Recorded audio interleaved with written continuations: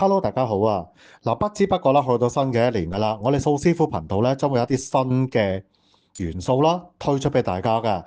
咁咧，首先咧推出嘅咧就會係一啲咧小一系列咧嘅一啲嘅片啦。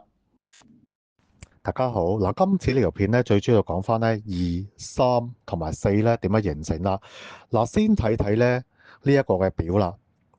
嗱，一加一係等於二，一加二等於三，二加一亦都等於三。嗱，四點樣形成呢？一加三等於四啦。同樣二加二等於四，三加一亦都係等於四嘅。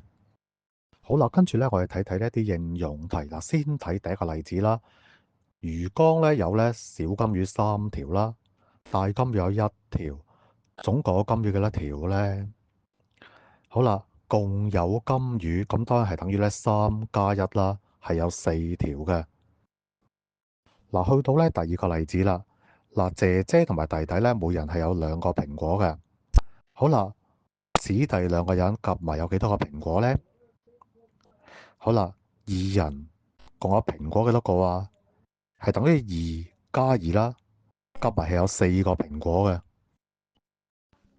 多謝大家咧睇我哋咧呢一條嘅片啦，記得訂閱我哋頻道，like、subscribe 同埋 share，分享俾身邊咧所有嘅朋友啦。多謝你哋，下次再見。